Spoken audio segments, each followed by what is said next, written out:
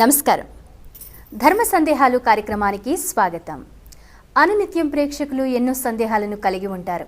వాటన్నిటిని నివృత్తి చేసే ఏకైక కార్యక్రమమే భక్తి టీవీ నిర్వహిస్తున్నటువంటి ధర్మ సందేహాలు కార్యక్రమం.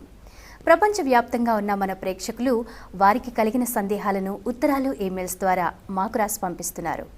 ఈనాటి కార్యక్రమంలో వాటిని నివృత్తి చేయడానికి మన ముందున్నారు ప్రముఖ ఆధ్యాత్మికవేత్త, త్రిభాషా సహస్రావధాని, ప్రణవ పీఠాధిపతి బ్రహ్మశ్రీ డాక్టర్ వర్ధిపత్తి పద్మాకర్ గారు.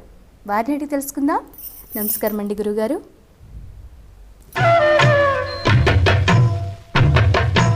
గురుగారు, మొదటి ఉత్తరం చూద్దామండి.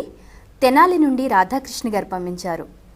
ఆలయ దర్శనంలో దేవుడి గర్భగుడి వెనుక వైపు మొక్కుతారు, ఎందుకని తెలియచేయండి అని అడుగుతున్నారు.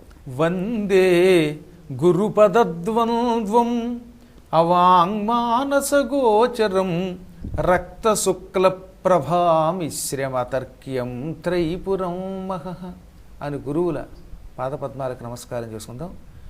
ముందుగా చెప్పవలసింది ఏంటంటే గర్భగుడి అని ఎప్పుడు అనకూడదు. గుడి అనేది తెలుగు పదం, గర్భ సంస్కృత పదం. కాబట్టి గర్భాలయము అనాలి, లేదా లోపలి ఆలయము అనండి, లోపలి గుడి అనండి. అంతేగాని ఉత్తి గర్భగుడి అనేది తెలియక వ్యావహారికంలో అలా మాట్లాడేస్తున్నాం. దీనివల్ల కొన్ని చాలా ఇబ్బందులు వస్తున్నాయి. మొత్తం మీద ఈ గర్భాలయం ఆలయానికి లోపలి భాగం, అదే అసలు దేవతలకి నిలయం. కాబట్టి అన్నిటిలోకి ఉత్తమమైనది ఏంటంటే ఆలయం కట్టేటప్పుడు 2 నియమాలు తీసుకోవాలి. ధ్వజస్తంభ ప్రతిష్ఠ ఉన్న వాటికి నేను చెప్పేది. మళ్ళీ ధ్వజస్తంభ ప్రతిష్ఠ లేకపోతే ఈ నియమాలు లేవు, కానీ ధ్వజస్తంభ ప్రతిష్ఠ ఉంటే మాత్రం ఒకటి అంతరాలయం ఉండి, అంతరాలయమే గర్భాలయం అన్నమాట. బయట మళ్ళీ ఇంకోటి ఉండాలి. ఈ జనమంతా కూడా లోపల ఆలయంలో ప్రవేశించాక ఆ లోపల అంతరాలయంలో మాత్రమే భగవంతుడు ఉంటాడు. దాని కిందే యంత్రప్రతిష్ఠ అది ఉంటుంది. భగవంతుణ్ణి వెనుక భాగం నుంచి నమస్కారం చేసుకుంటే అటువంటి వాడికి పునర్జన్మ ఉండదు అని మంత్రశాస్త్రం చెబుతున్నది.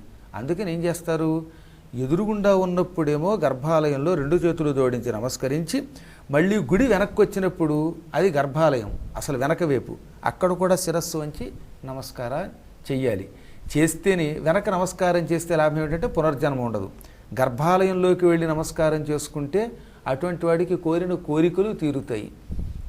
విగ్రహం దగ్గరికి అంటే అలాగే వెళ్ళనివ్వరు, కానీ విగ్రహానికి ఎదురుగుండా కాకుండా కొంచెం అటుగాని ఇటుగాని పక్కన నిలబడి చేసే నమస్కారాలు కోరిన కోరికలు తీరిస్తే, వెనక వైపు నుంచి తల వంచి నమస్కరించి మొక్కేటటువంటి మొక్కులు ఉన్నాయే, ఈ మొక్కులు మోక్షాన్ని ప్రసాదిస్తాయి.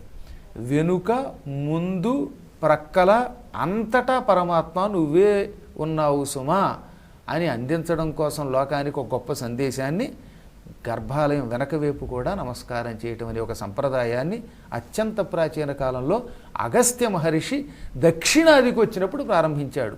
అందుకే అప్పటి నుంచి ఇది దక్షిణాది సంప్రదాయం అయింది. ఉత్తరాది వాళ్ళు ఇప్పటికి కూడా దీన్ని చూచి అనుకరించారు తప్ప వాళ్ళకి తెలియదు.